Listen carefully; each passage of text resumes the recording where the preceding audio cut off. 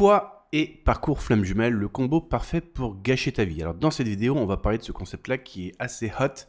J'en avais déjà parlé, il me semble, en 2021, quelque chose comme ça, il y a 3 ans.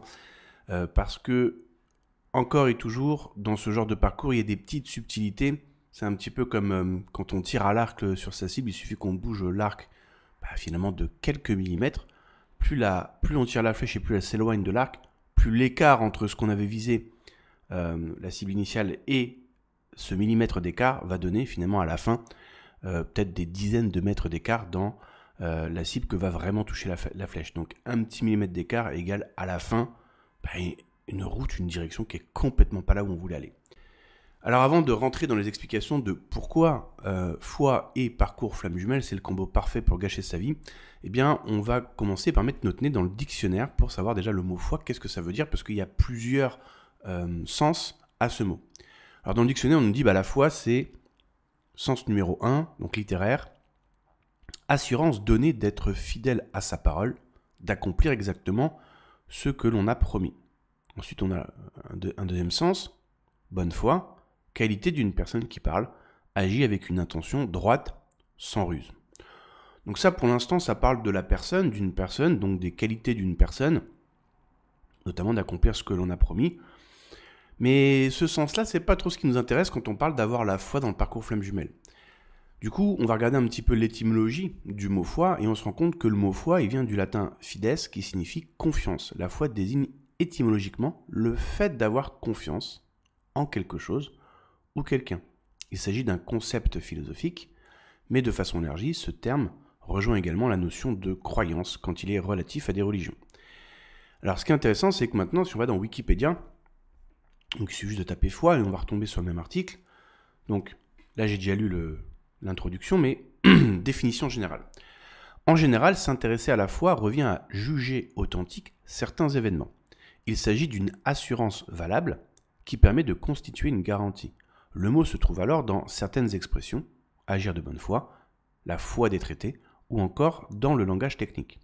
La ligne de foi d'une boussole, par exemple. En ce sens, le mot a également une définition juridique. Le terme permet aussi de qualifier la fidélité à un engagement, ainsi que la confiance absolue, soit en une personne, soit en une affirmation garantie par un témoignage ou un document. Là, déjà, on commence à s'approcher plus de ce qu'on entend quand on dit il faut que tu aies la foi, garde la foi, etc. Définition en philosophie.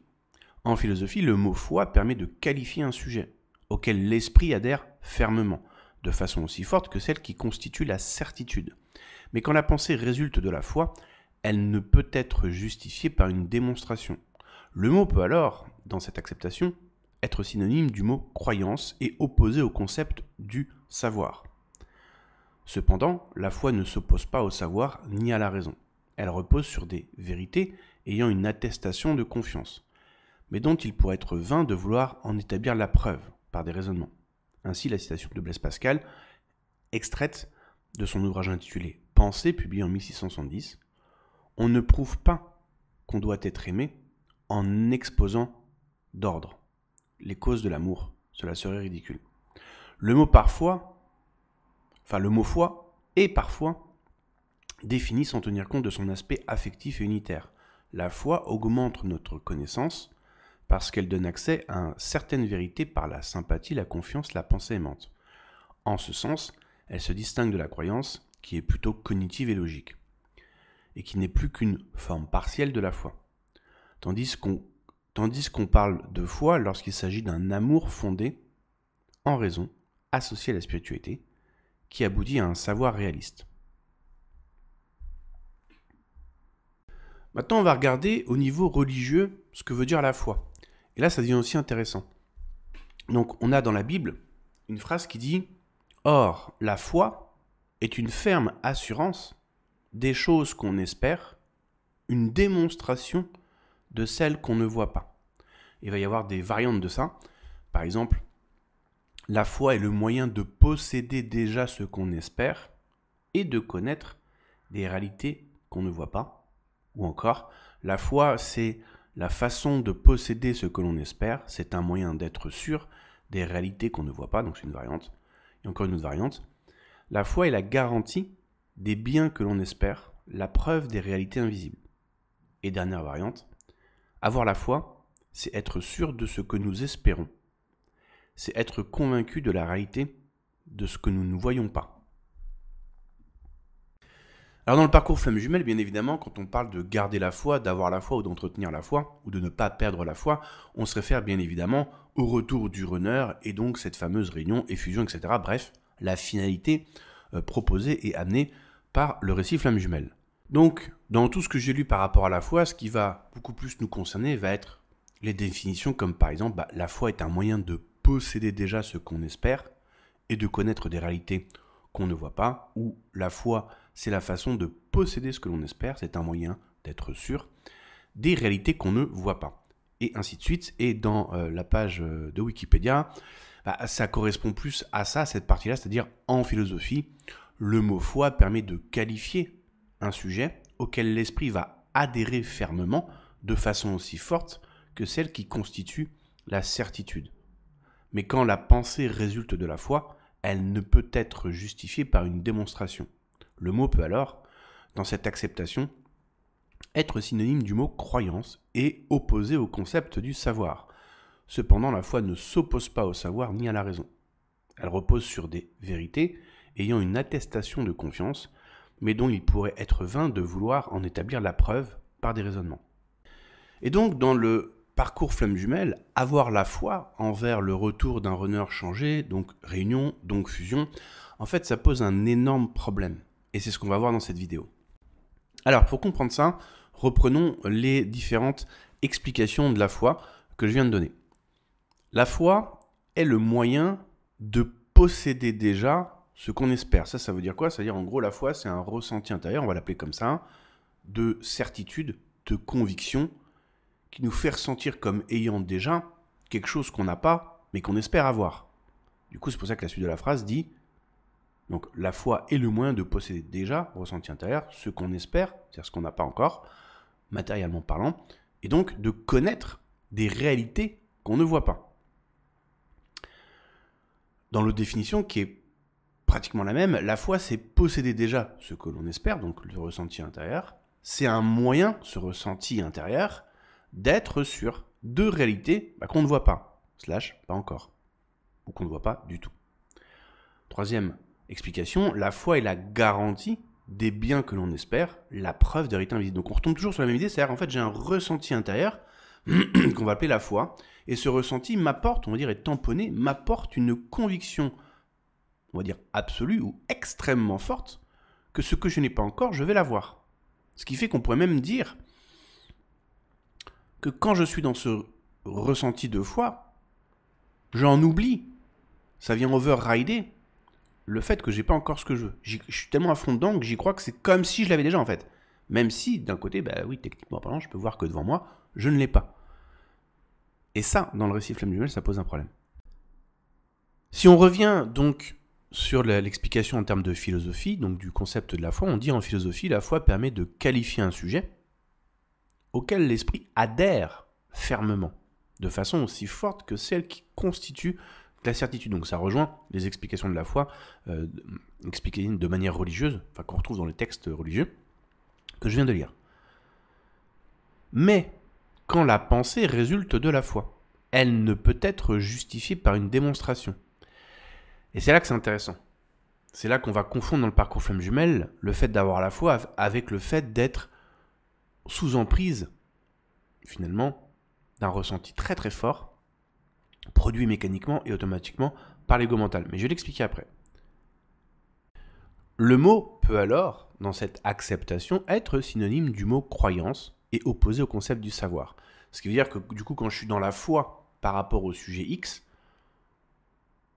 mon esprit adhère fermement à l'idée X, ou au sujet X, avec une certitude de très très haut niveau, et je sais que ceci est à moi, ou que je vais l'obtenir, ou que je l'ai déjà, et je ne peux pas justifier cela par une démonstration, puisque c'est un ressenti intérieur. On pourrait dire ça comme ça, on adhère fermement à un concept, à un ressenti, d'avoir quelque chose qu'on sait qui est à nous, même si on ne l'a pas encore, et je ne peux pas expliquer pourquoi j'ai ce ressenti. Et donc c'est là que ça pose un problème dans le parcours flamme jumelle, parce que là beaucoup de chercheurs vont dire bah oui mais l'autre c'est mon autre, je le sais, je le sens, j'en suis sûr, c'est certain, donc l'esprit va adhérer fermement à ça, et on ne peut pas justifier par une démonstration le pourquoi du comment. D'ailleurs c'est là qu'on va dire bah oui mais en même temps quand je l'ai rencontré je savais bien que c'était la première fois, donc cognitivement parlant, bah oui la première fois que je vois cette personne, mais en même temps, de l'autre côté, j'ai ce ressenti qui me dit que l'autre c'est ton autre, c'est la bonne personne, etc. Donc sentiment d'évidence, connexion, etc. Oui, sauf que non. Et c'est là qu'il faut connaître la différence qu'il y a entre des pensées mécaniques et automatiques produites par l'ego mental qui peuvent être extrêmement fortes, et c'est pour ça que je dis très régulièrement sur mon blog et même dans les vidéos, plus une pensée ou une émotion se présente en soi est forte et intense, plus je vais tendance à avoir envie de croire que le message qui vient avec est vrai et où va m'arriver. Et la petite différence qu'il va y avoir entre une pensée extrêmement forte de l'ego mental et la foi est la chose suivante. Et ça, malheureusement, ça ne peut se faire que par l'expérimentation, c'est-à-dire en faisant ce que j'appelle l'art du lâcher-prise. C'est-à-dire que si j'ai une pensée X qui arrive chez moi très très fortement, avec des pensées, des images, des sons, un ressenti intérieur, genre hyper fort, je suis certain que c'est vrai, et que je fais de la libération émotionnelle dessus, si c'est vrai, ça ne peut pas s'en aller. Si c'est faux, ça va commencer à se dissoudre. C'est-à-dire, si ça vient de l'ego mental, parce que fruit d'un mécanisme intérieur de l'ego mental par rapport à toute l'information qui est contenue dans le disque dur, par rapport à notre passé, etc., si ça commence à s'effilocher, c'est que c'était juste un programme. Et c'est ce qu'on constate tout le temps avec les chasers. Quand on leur fait faire un travail de libération émotionnelle, c'est à 100% le cas pour ceux qui jouent le jeu. Par contre, si c'est une vraie foi, ça s'en ira pas. Alors, dans la définition, ils disent la foi est opposée au savoir, mais moi j'ai envie de dire que la vraie foi, c'est un savoir. C'est tu sais que la chose, tu l'as pas, mais c'est comme si tu l'avais déjà intérieurement, et tu peux faire toute la libération émotionnelle que tu veux, ce ressenti ne partira pas. C'est un truc, tu le sais quoi, c'est comme tu sais que le poulet c'est un poulet, tu sais à quoi ça ressemble, c'est comme ça quoi, tu vois, on peut faire la libération émotionnelle dessus, bonne chance pour laisser partir de toi le savoir qu'est un poulet, quoi, à quoi ça ressemble, qu'est-ce que c'est, etc.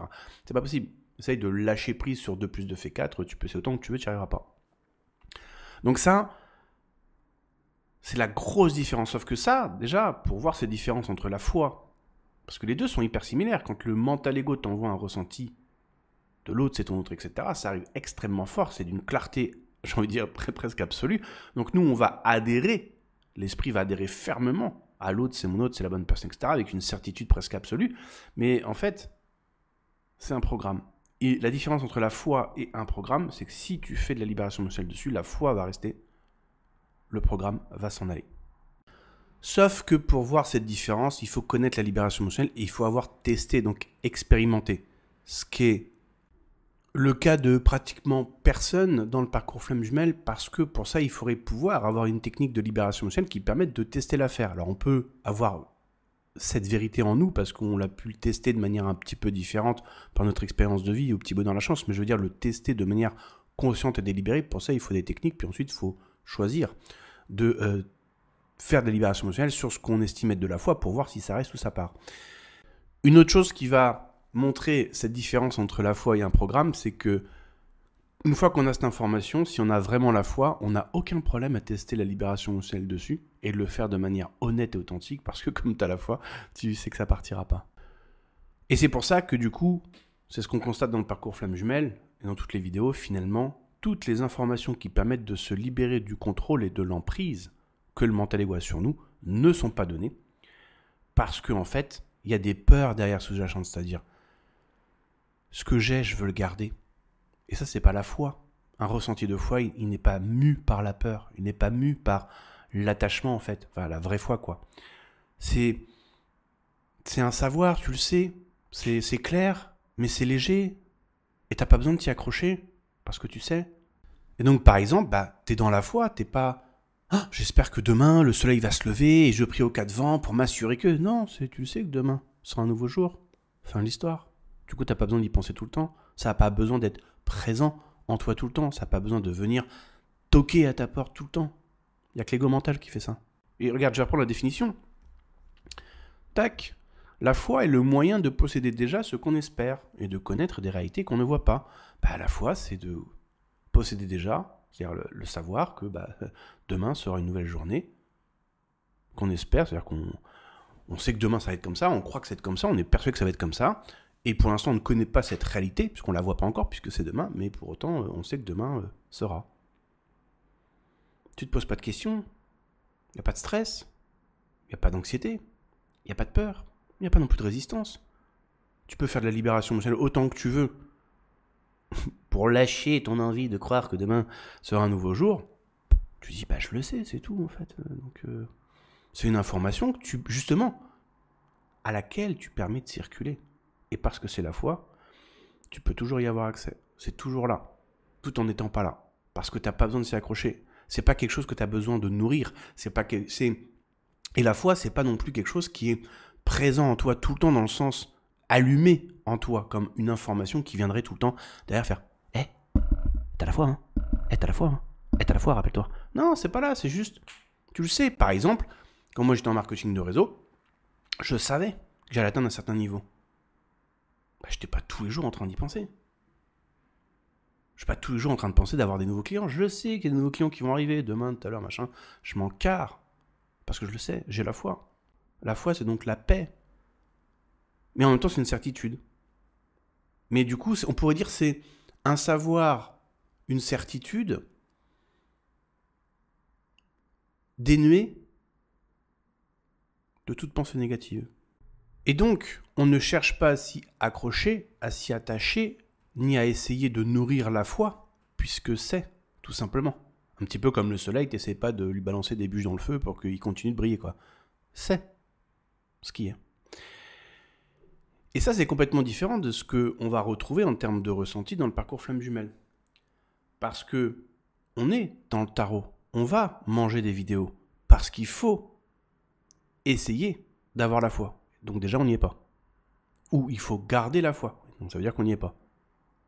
Nourris ta foi. Bah oui, donc du coup, ça veut dire que tu n'y es pas. Donc ça veut dire qu'on est dans le forcing par rapport à un état d'être A pour essayer d'atteindre un état d'être B. T'es pas dans le forcing pour savoir que demain va se lever. T'es pas dans le forcing pour savoir que le soleil va briller demain. Tu le sais, tout simplement, et c'est pour ça que tu n'as pas besoin d'y repenser, d'y revenir. Si tu étais sûr que l'autre c'était ton autre, tu n'y penserais jamais. Parce que tu le sais, pourquoi s'en soucier? Et maintenant, on va parler d'une différence abyssale. J'en ai parlé d'une de tout à l'heure en disant, si on fait de la libération émotionnelle sur la foi, et si c'est la foi, du coup ça reste. Et si on fait de la libération sur ce qu'on pense être la foi, mais qu'en fait c'est un programme, du coup ça va se dissoudre et s'en aller. Maintenant, il y a une deuxième différence fondamentale et qui va prouver la preuve par neuf que dans le récit flamme jumelle, on est complètement à la masse. Alors attention, prépare les Kleenex, ça peut un petit peu couler au niveau du nez, du sang un petit peu au niveau des oreilles, voire des yeux, mais c'est pas grave, la vérité pique souvent les yeux et ça fait partie de l'éveil spirituel. Là où on se trompe complètement, dans le parcours flamme jumelle, c'est la chose suivante. On prend, donc, comme j'ai dit tout à l'heure, le ressenti d'évidence pour de la foi ou une vérité qui, du coup, qu'on veut, sur laquelle on veut adhérer, etc. Et puis du coup, on part bille en tête là-dessus. Puis on est tellement convaincu d'avoir raison que du coup, on a besoin d'aller voir beaucoup de médiums et de tarologues pour être sûr que l'autre va revenir alors qu'on le sait déjà. Mais du coup, on veut s'assurer qu'on sait déjà ce qu'on croit savoir pour être vraiment sûr que ce qu'on croit savoir est vrai. Donc déjà là, ça s'appelle le doute, mais c'est pas grave. Mais là où il y a un énorme écart abyssal, à peu près de la taille du trou noir de notre galaxie, c'est qu'en fait on s'est trompé de cible. Voilà pourquoi. Par exemple, Marie. Imaginons Marie demain, comme j'ai dit tout à l'heure dans la vidéo, veut passer de salarié à entrepreneur. J'espère que Marie aura la foi. Encore une foi suffisante qui lui fera croire que, ou savoir qu'elle possède déjà le résultat qu'elle veut désirer, donc du coup c'est ce qui va faire qu'elle va mettre les actions en place, etc. Mais il y aura un certain degré de foi, et j'espère pour elle qu'elle l'a, sinon elle va jamais rien faire. Mais c'est Marie qui, à un moment donné, décide d'aller dans une certaine direction. Créer, par exemple, un business. Peut-être que Marie, au départ, elle va dire je veux créer un business, j'ai la foi, je sais que je peux y arriver, nanana, ou je suis quasiment certain que c'est bon. Après, bon, ça demande des efforts, faire les bonnes choses suffisamment longtemps avec régularité. Par exemple, j'ai la foi que je vais faire 1 million d'euros par mois. Ok ? Mais peut-être qu'au début, Marie, elle va prendre un moyen qu'on va appeler le moyen A. Par exemple, elle se dit je sais, je le sens. Je vais faire 1 million de chiffre d'affaires par an. Mais au début, elle va peut-être se tromper de moyens. Elle va peut-être lancer, je sais pas moi, un centre esthétique. Et puis finalement, 2-3 ans après, elle va se rendre compte que, ouais, non, c'était pas ça. Puis du coup, elle va avoir une autre idée. Mais c'est drivé par la foi, ça. Elle a une autre idée. Et du coup, elle va lancer, je sais pas moi, je suis une bêtise, une boulangerie. Puis 2-3 ans après, elle se rend compte que non. Puis finalement, la troisième idée, ça va être de lancer, j'en sais rien, moi, un business sur Internet XY. Et puis là, ça va l'amener à $1 million. Elle avait raison. Entre le point de départ A et l'arrivée au centre l'arrivée au $1 million, elle avait raison. Là où elle s'est trompée, c'est sur le moyen choisi, qui va très souvent être par le mental ego. Mais la foi l'a amenée à arriver à son résultat. Et parce qu'elle avait la foi dès le départ, à un certain degré, elle savait qu'elle allait y arriver. Alors qu'elle n'y était pas encore. Donc là, on retombe finalement dans la définition de la foi. Et si elle n'avait pas la foi, elle n'aurait jamais fait tout ça. Donc ce qui veut dire, et c'est là où c'est important, c'est que dans l'exemple de Marie, la foi n'est pas sur le moyen, mais sur l'essence du désir. Alors maintenant, si on ramène ça au parcours flamme jumelle. Oui, le chaser devrait avoir la foi sur l'essence de son désir, et non, le chaser ne devrait pas essayer d'avoir la foi sur le moyen d'obtenir l'essence de son désir, c'est-à-dire en choisissant le runner.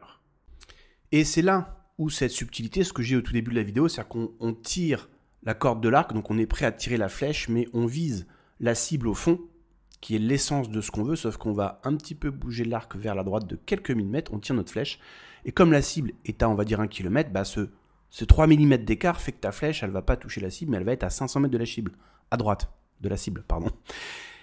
Et ça, c'est le runner. Ça, c'est ce qu'on fait, en fait, parce que, en fait, ce qu'on va se rendre compte, c'est la chose suivante. Et ça, c'est tout le temps vrai, constaté, revérifié. Je sais même à l'avance ce qui va se passer dès qu'on commence à faire ça avec un chaser. Dès qu'on va essayer de définir, mais c'est quoi l'essence de ce que tu veux vraiment, en fait? Ils sont tous en RTT. Ils ont tous chopé le Covid, là, à ce moment-là. Il y a plus de 5G, là.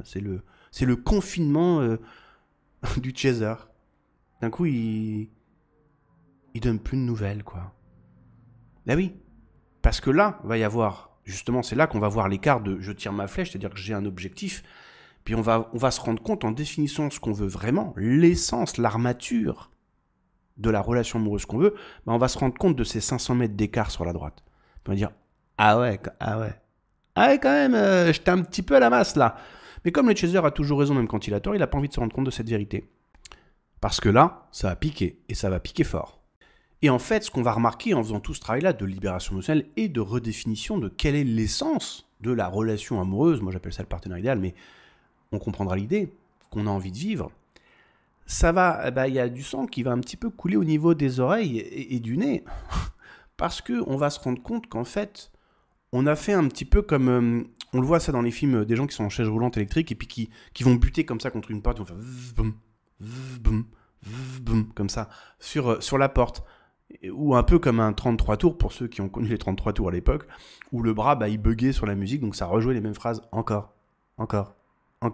Mais le chaser ne fait que ça dans ce parcours flamme jumelle. Il se colle la tête contre un mur, et puis il recommence. C'est juste quand il en a marre d'en avoir marre d'avoir mal qu'il va dire peut-être que si la porte elle s'ouvre pas, peut-être falloir que je prenne un autre chemin. Le problème, c'est que cet autre chemin va amener le chaser à voir sa vérité intérieure, donc l'éveil spirituel, donc l'introspection, donc certaines choses, ça va pas plaire. Et notamment, ce qu'il va voir, c'est qu'il va se rendre compte qu'il a bugué comme ça, en fait, contre une porte, où il était persuadé que c'était la bonne, mais ça l'est pas. Parce que c'est un programme de l'ego mental, enfin c'est plutôt un lot de programmes de l'ego mental qui va former tout ce fuel motivationnel, toute cette puissance de ce qui se passe en nous envers le récit, flamme jumelle, le runner, etc. Mais que là, quand c'est comme ça que ça se passe, on n'est pas sur le bon chemin. C'est le bon chemin peut-être pour l'ego mental en fonction du contenu de sa programmation, ça je suis complètement d'accord, mais par rapport à ce que la conscience, l'âme, toi, ce que tu veux, a rien à voir. Et c'est ce qu'on appelle les désirs égotiques, ou les désirs, ou les vouloirs, ou les volontés du subconscient, ou du mental ego, ce qui revient au même. Sauf que le capitaine du bateau, en fait le mental ego, c'est le rameur, ou les rameurs de la caravelle, bref du bateau quoi, et le capitaine, c'est la conscience. Donc c'est au capitaine de descendre en bas dans la machinerie ou là où il y a les rameurs et dire les gars vous allez dans quel sens là? Non mais les gars, vous n'avez rien compris au game en fait. C'est moi qui donne le cap et c'est vous qui ramez. Et c'est pour ça qu'Ed Cartel dit dans Le pouvoir du moment présent, livre absent du parcours Flamme Jumelle bien évidemment, qui dit l'ego mental a pris possession de l'autre, la conscience, c'est-à-dire c'est les rameurs qui décident et c'est le capitaine qui suit. Alors qu'en fait c'est pas du tout l'ordre des choses. Et ça aussi, ça a été dit dans la Bible avec le serviteur et le maître, mais dit de manière différente. Donc si on revient à l'attitude du chaser qui est persuadé que c'est la bonne porte, alors que ça l'est pas, si vraiment il était dans la foi, c'est-à-dire que la porte A est la bonne porte, il n'aurait aucun problème à faire de la libération émotionnelle sur le fait que c'est la bonne porte. Il n'aurait aucun problème à remettre en cause son envie de croire qu'il est flamme jumelle. Et il le ferait de manière honnête et sincère, ce qui permettrait de voir quelle est la vérité derrière tout ça. Et ce qui veut dire aussi que s'il était vraiment face à la bonne porte, et donc qu'il avait la foi, il n'y aurait pas de pensée de résistance, il n'y aurait pas de peur, il n'y aurait pas de stress, il n'y aurait pas d'anxiété, il n'y aurait pas toute cette urgence à se coller à tout un tas de vidéos YouTube, médiumité, tarot ou infos sur les flammes jumelles, pour essayer de comprendre le pourquoi du comment, puisque tout ça, ça provient du manque, de la peur et du besoin. Il n'y aurait pas tout ça. La preuve, c'est que les chasers ne sont pas abonnés comme des gros malades à des chaînes YouTube sur est-ce que le soleil continuera de briller demain. Tout le monde s'en tape, parce qu'on sait que c'est ce qui va se passer. Du coup, il n'y a pas besoin d'y penser. Et donc, j'en reviens à ce que j'ai dit tout à l'heure, quand on a la foi par rapport à un sujet X, ça n'a pas à être présent en nous constamment, comme des pensées récurrentes. Et encore moins si elles sont négatives. Ça, c'est pas avoir la foi. Donc dès qu'elles sont chargées de choses négatives, un petit peu d'anxiété, d'urgence, de stress, de peur, de culpabilité et tout, c'est pas de la foi ça. Ça s'appelle l'ego mental qui est en stress, c'est tout. Fin de l'histoire. Et c'est subtil à voir parce que comme je disais dans je ne sais plus quelle vidéo, quand on a ce ressenti d'être déconnecté, on va être braqué sur être connecté. C'est-à-dire en gros tu ressens pile, mais t'es braqué sur face de la pièce de monnaie. Du coup, on se conditionne tellement à face, la réunion, la fusion, le truc, quand est-ce que le runner revient, qu'on en oublie que ce qui fait qu'on en est là, c'est parce qu'on est mu, le fuel motivationnel, c'est le sentiment d'être déconnecté, donc le sentiment de séparation, donc la peur, le manque et le besoin. Et c'est vachement subtil parce que mentalement, on va être axé sur le résultat final. Mais qui est axé sur ce résultat final? Une personne qui est dans la peur, le manque et le besoin. Check tes ressentis au quotidien, tu verras que c'est tout le temps ça, à différents degrés, par rapport à cette histoire flamme jumelle. Et si vraiment tu étais dans une foi, mais absolue, tu dirais la chose suivante. Ah ben écoute, si c'est ma flamme jumelle, elle revient pas. Pourquoi tu veux que je m'inquiète? La réunion est assurée. Du coup, demain, dans 6 mois, dans 3 réincarnations, qu'importe. C'est ma flamme, fais ta vie, je te kiffe. Allez, à la revoyure. Tu serais mais complètement zen par rapport à ça. Ce qui n'est pas du tout le cas en fait, là, tu vois. C'est pas du tout le cas. Et parce que c'est pas du tout le cas, tu sais que t'es pas sur le bon chemin. Le bon chemin de quoi? D'honorer qui tu es en te permettant de regarder ton intériorité et d'ouvrir la porte aux pensées et ressentis négatifs pour leur permettre de se dissoudre et de s'en aller. Ainsi, tu honores le « je suis ». Si on en revient donc à la définition de l'essence ou de l'armature de la relation amoureuse qu'on veut, ce qui est intéressant, et voici ce qu'on constate encore et toujours, c'est qu'une fois que du coup le confinement est passé, que la personne s'est remise de son Covid, ou de son rhume, ou du poisson rouge qui est mort ce week-end subitement, pile à l'annonce de viens, on va travailler sur ton partenaire idéal, enfin sur l'essence de ce que tu veux, et que du coup la 5G est revenue, que les écouteurs marchent, et donc du coup on peut se faire une visio, tu vois.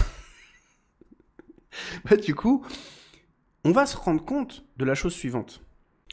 En 1, il va y avoir très souvent une levée de bouclier, une réaction de résistance très très forte, simplement à l'idée de devoir définir l'essence ou l'armature de cette relation entre guillemets idéale.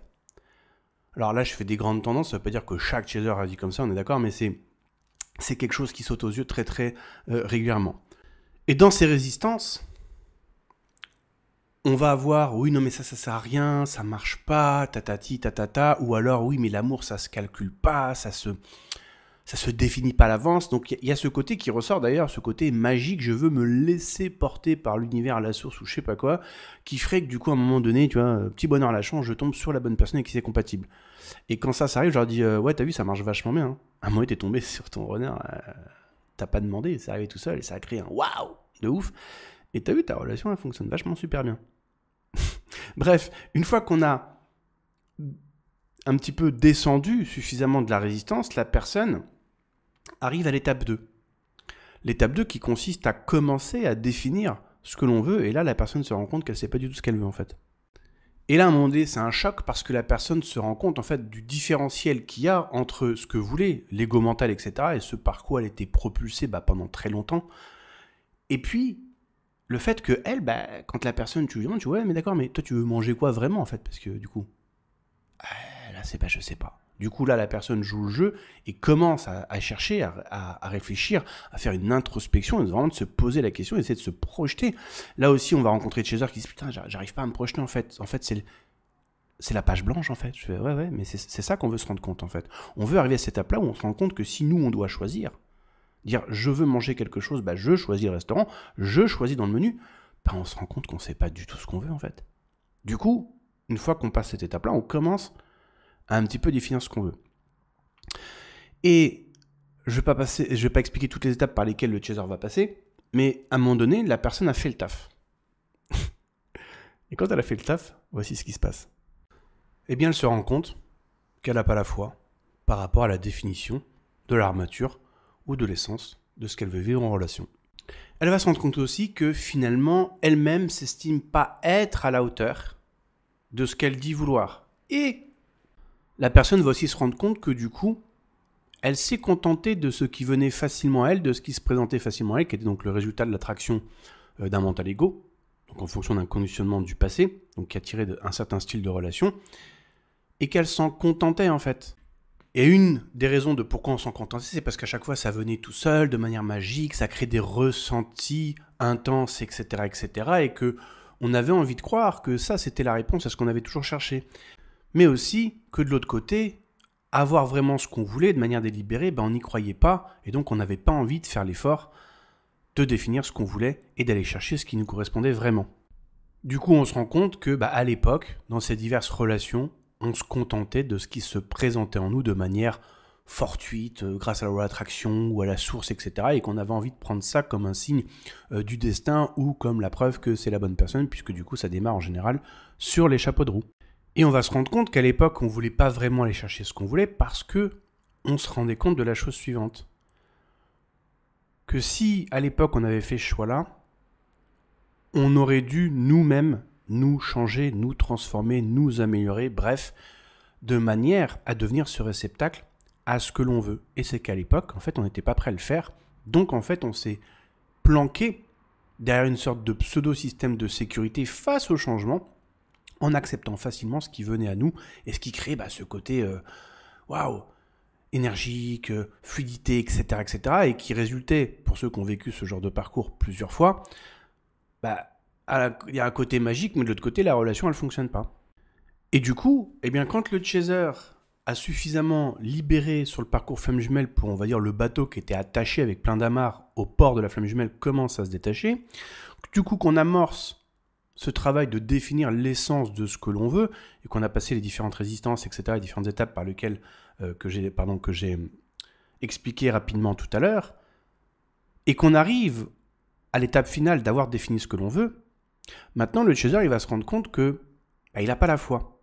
Et que pour développer cette foi et ce niveau de croyance, que ce qu'il a défini sur sa feuille en termes d'armature, il puisse le vivre, donc développer sa foi, il va devoir se rendre compte qu'il y a des choses à modifier, changer, transformer en lui. Là, on va faire face à une autre levée de bouclier, une sorte d'indignation, ou quelque chose dans ce goût-là, qu'il va falloir faire sauter pour que la personne puisse arriver, entre guillemets, à l'étape finale, qui dit, ça y est, j'ai mon sac à dos, j'ai mes chaussures de rando, je peux partir dans la quête d'aller chercher ce que je veux. Sauf que quand on arrive à ce moment-là, qu'on a fait tout ce travail-là, être seul, on se sent bien, on se sent complet, et on a envie d'être en couple, et donc on trouve ce couple le lendemain, dans 3 semaines, dans 3 ans, dans 6 ans, qu'importe.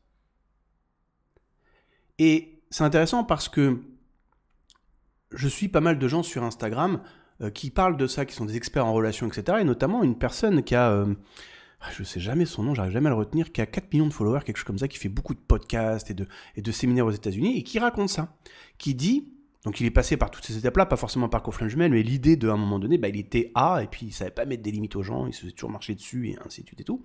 Puis dans les relations, il tombait toujours sur des relations dysfonctionnelles ou abusives, voire toxiques. Puis du coup, il passe par cette étape-là de prise de conscience, travail sur soi, et il dit, un jour j'ai fait une visualisation, une méditation, visualisation, et j'ai vu cette femme qui, le matin, en se réveillant, se tourne vers moi, me sourit, et cette vision, j'ai su, c'est ça que j'allais vivre.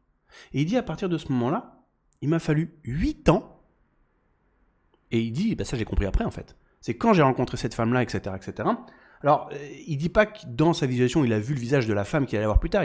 C'est plutôt l'essence, c'est-à-dire de se réveiller le matin avec une femme qui se retourne vers toi et qui te sourit. Il disait, mais ça, il n'y a pas mieux, en fait, quoi. C'est génial, quoi.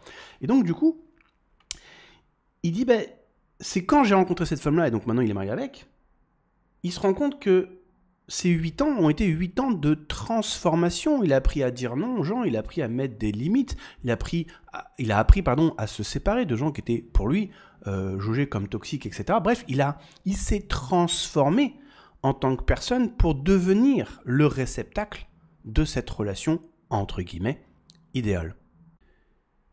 Et ça pose un problème au chaser, tout ça. Parce que pour en arriver à cette étape-là que je viens de décrire, le chaser, il va se rendre compte de tout un tas de peurs, de doutes, de résistances qu'il y a en lui. Pourquoi ? Parce que ce chemin-là, que j'appelle, ça fait partie du chemin de droite, ça va demander un travail conscient et délibéré, donc de faire les bonnes choses suffisamment longtemps et avec régularité jusqu'à résultat désiré.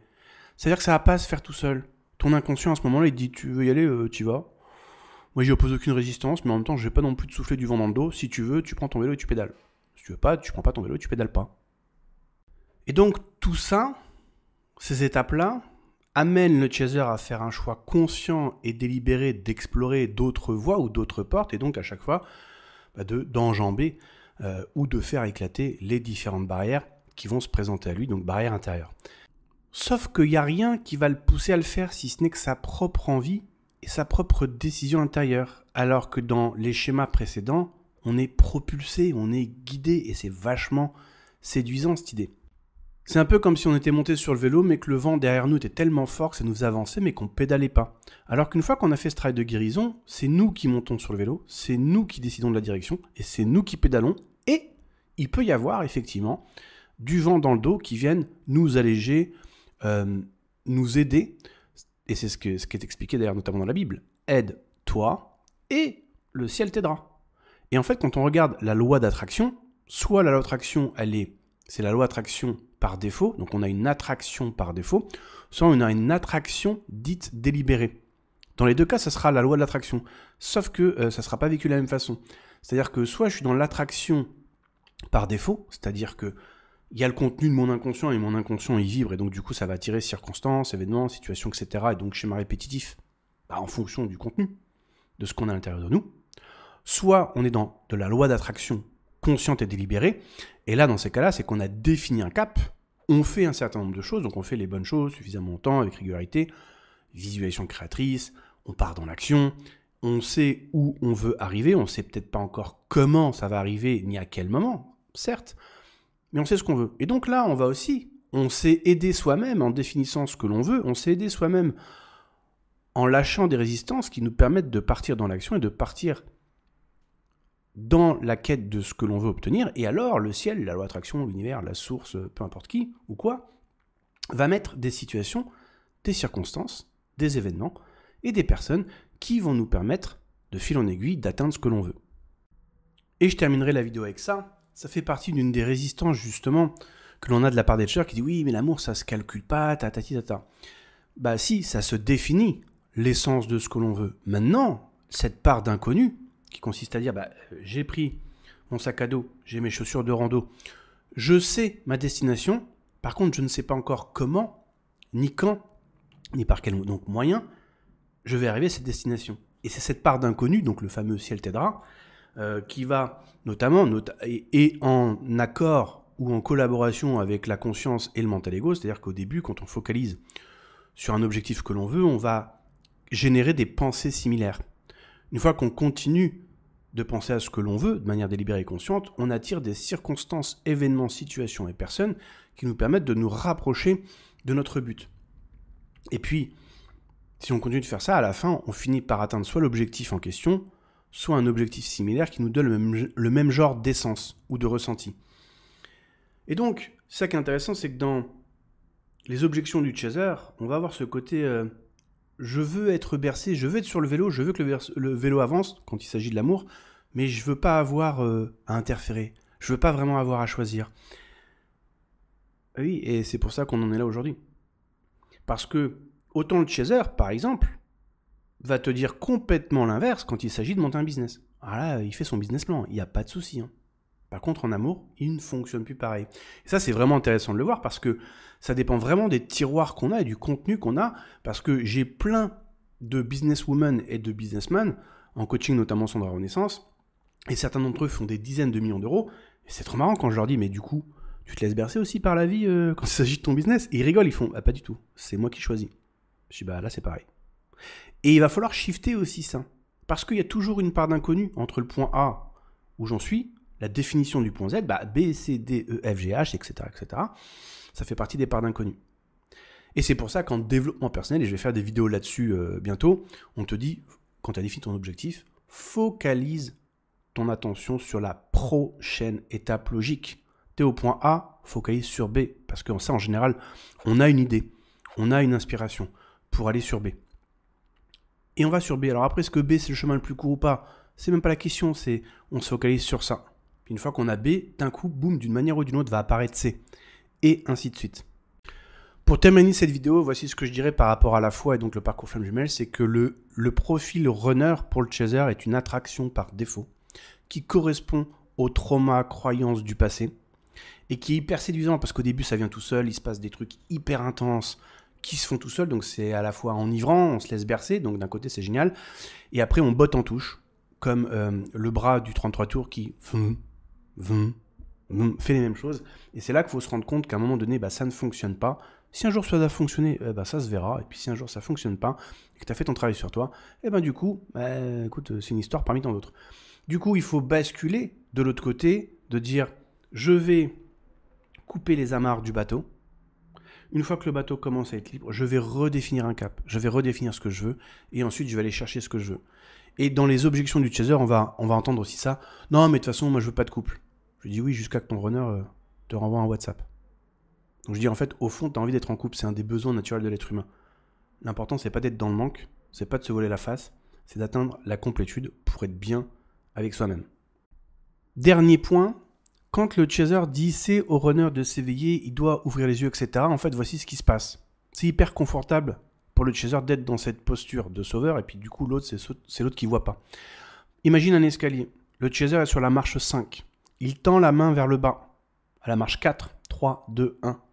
Du coup, c'est confortable parce que nous, on n'a pas vraiment à changer ou à évoluer. C'est l'autre en bas, là, qui on ne sait pas trop ce qu'il fait. Il donne des rendez-vous, vient pas à l'heure, d'un coup, il donne plus de nouvelles et tout. Donc, c'est lui qui n'a pas un comportement, entre guillemets, normal. Bon, c'est vrai qu'il n'est pas normal, le comportement du runner, mais par rapport à nos attentes. C'est-à-dire que c'est à lui d'évoluer pour que ça arrive à notre niveau 5, pour qu'on puisse vivre ce qu'on veut.